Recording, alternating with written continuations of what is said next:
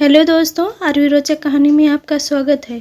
सुहानी के अमेरिका से भारत आगमन की सूचना मिलते ही अपार्टमेंट की कई महिलाएं 11 बजते ही उसके घर पहुंच गई।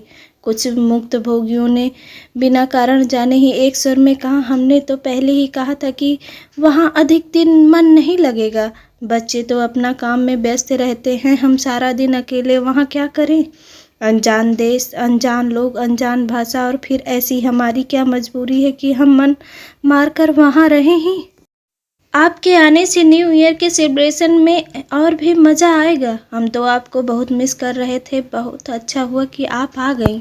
उनकी अपनत्व भरी बातों से क्षण भर में ही उसकी विदेश यात्रा की कड़वाहट को धो पोंछ दिया और उसका मन सुकून से भर गया। जाते जाते सबने उसको जेट लैग के कारण आराम लगने की सलाह दी। उसके हफ्ते भर के खाने का मेनू उसको बतला दिया। साथ ही आपस में सबने फैसला कर लिया कि किस दिन कौन क्या बनाकर लाएगा। सुहानी के विवाह को 5 साल ही हुए थे कि जब उसके पति उसकी गोद में 5 साल के सुशांत को छोड़कर इस दुनिया में विदा हो गए थे। परिजनों ने उस पर दूसरा विवाह करने के लिए जोर डाला था, लेकिन वह अपने पति के रूप में किसी और को देखने की कल्पना भी नहीं कर सकती थी। पढ़ी लिखी होने के कारण किसी पर बोझ न बनकर उसने अपने बेटे को उच्च शिक्षा दिलाई थी। हर माँ की तरह वह भी एक अच्छी बहू लाने के सपने देखने लगी थी। सुशांत की एक अच्छी कंपनी में जॉब लग गई थी। उसको कंपनी की ओर से किसी प्रोजेक्ट के सिलसिले में 3 महीने के लिए अमेरिका जाना पड़ा।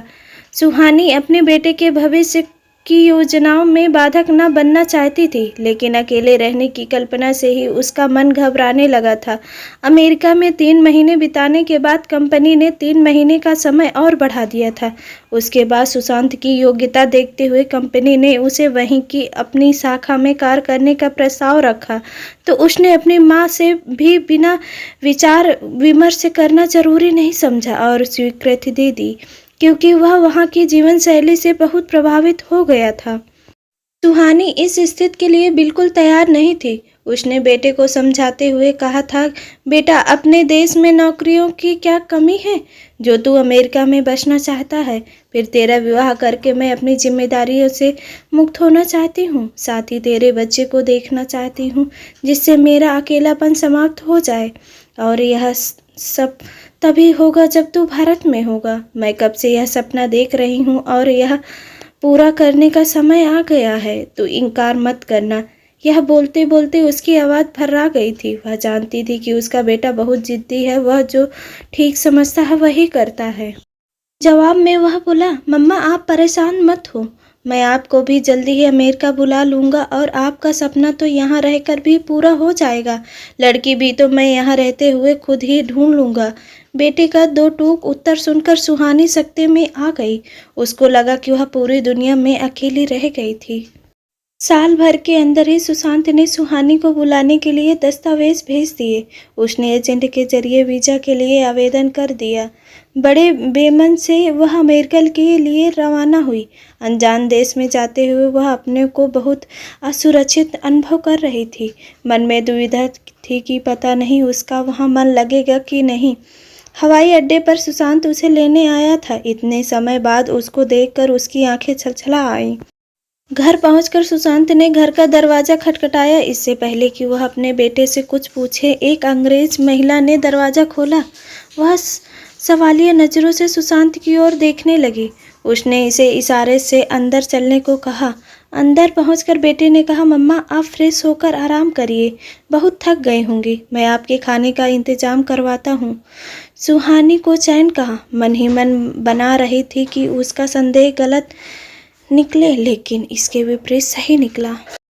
बेटे के बताते ही वह अवाक उसकी ओर देखती रह गई। उसने इस स्थिति की कल्पना भी नहीं की थी। उसके बहू के लिए देखे गए सपने चूर चूर होकर बिखर गए। सुहानी ने अपनी भावनाओं पर नियंत्रण रखते हुए कहा, मुझे पहले ही बता देता तो मैं बहू के लिए कुछ लेकर आती। माँ की भीगी आंखें सुशांत से छिपी नहीं रह पाई। उसने कहा, मम्मा, मैं जानता था कि आप कभी मन से मुझे स्वीकृति नहीं देंगी। यदि मैं आपको पहले बता देता तो शायद आप आती ही नहीं। सोचिए, रोजी से विवाह करने से मुझे आसानी से यहाँ की नागरिकता मिल गई है। आप भी अब हमेशा मेरे साथ रह सकती हैं। उसको अपने बेटे की सोच पर तरस आने लगा। वह कुछ नहीं बोली, मन ही मन बुदबुदाई, कम से कम यह तो पूछ लेता कि विदेश में तेरे साथ मैं रहने के लिए तैयार भी हूँ या नहीं। बहुत जल्दी सुहानी का मन वहाँ की जीवन शैली से ऊबने लगा था। बहू बेटा सुबह अपने अपने जॉब के लिए निकल जाते थे। उसके बाद जैसे घर उसको काटने को दौड़ता था। उसके पीछे से वह घर के सारे काम कर लेती थी, उसके लिए खाना भी बना लेती थी, लेकिन उसको महसूस हुआ कि उसके बेटे को पहले की तरह उसके हाथ के खाने के स्थान पर अमेरिकी खाना अधिक पसंद आने लगा था। धीरे धीरे उसको लगने लगा था कि उसका अस्तित्व एक नौकरानी से अधिक नहीं रह गया है। वहाँ के वातावरण में अपनत्व की कमी होने के चलते बनावटीपन से उसका मन बुरी तरह घबरा गया था। सुहानी को भारत की अपनी कॉलोनी की याद सताने लगी कि किस तरह अपने हंसमुख स्वभाव के कारण वहां पर हर आयु वर्ग की वह चहेती बन गई थी। हर दिन शाम को सभी उम्र के लोग कॉलोनी में ही बने पार्क में इकट्ठे हो जाया करते थे। बाकी समय भी व्हाट्सएप द्वारा संपर्क में बने रहते थे और जरा सी तबीयत खराब होने पर एक दूसरे की मदद के लिए तैयार रहते थे। उसने एक दिन हिम्मत करके अपने बेटे से कह दिया, बेटा मैं वापस इंडिया जाना चाहती हूँ। यह प्रस्ताव सुनकर सुशांत थोड़ा आश्चर्य और नाराजगी मिश्रित आवाज में बोला, लेकिन वहाँ आपकी देखभाल कौन करेगा? मेरे यहाँ रहते हुए आप किसके लिए वहाँ जाना चाहती हैं? वह जानता था कि उसकी माँ वहाँ बिल्कुल अकेली है। सुहानी ने उसकी बात अनसुनी करते हुए कहा, नहीं मुझे जाना है, तुम्हारे कोई बच्चा होगा तो आ जाऊंगी। आखिर वह भारत के लिए रवाना हो गई। सुहानी को अब अपने देश में नए सिरे से अपने जीवन को जीना था। वह यह सोच ही रही थी कि अचानक उसकी ढलती उम्र के इस पड़ाव में भी सुनील जी, जो उसी अपार्टमेंट में रहते थे, से मुलाकात हुई और विवाह का प्रस्ताव रखे। जीवन में क्या चल रहा है यह बात सुनील जी से छिपी नहीं थी। नहीं, ऐसा मैं सोच भी नहीं सकती। ठीक है, अपनी सकारात्मक सोच के कारण वे मुझे बहुत अच्छे लगते हैं और उनके प्रस्ताव ने यह भी प्रमाणित कर दिया कि यही हाल उनका भी है। वे भी अकेले हैं, उनकी एक ही बेटी है, वो भी अमेरिका में रहती है। लेकिन समाज भी कोई चीज़ है। वह मन ही मन बुदबुदाई और निर्णय ले डाला। जब सुनील जी मिले तो उसने अपना निर्णय सुना दिया। मैं आपकी भावनाओं का आदर करती हूँ, लेकिन समाज के सामने स्वीकार करने की परिस्थिति बाधक हो जाती है और समाज का सामना करने की मेरी हिम्मत नहीं है। मुझे माफ़ कर दीजिएगा। अचानक एक दिन सुहानी को पता चला कि सुनील जी की बेटी सलोनी अमेरिका से आने वाली है। आने के बाद एक दिन वह अपने पापा के साथ उससे मिलने आई। फिर सुहानी ने उसको अपने घर पर आमंत्रित किया। हर दिन कुछ न कुछ बनाकर सुहानी सलोनी के लिए उसके घर भेजती ही रहती थी। उसके प्रेम भरे इस व्यवहार से सलोनी भावविभोर हो गई और एक दिन कुछ ऐसा घटित हुआ जिसकी वह कल्पना भी नहीं कर सकती थी।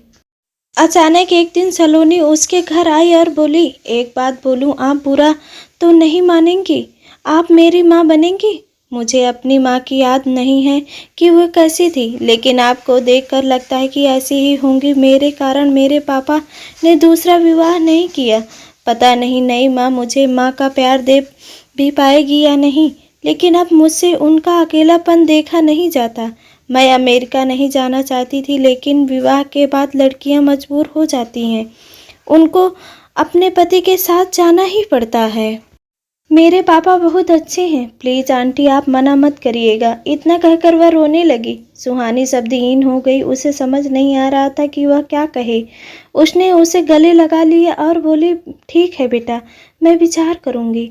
थोड़ी देर बाद वह चली गई। कई दिनों तक सुहानी के मन मस्तिष्क में विचारों का मंथन चलता रहा। एक दिन सुनील जी अपने बेटे के साथ सुहानी के घर आ गए।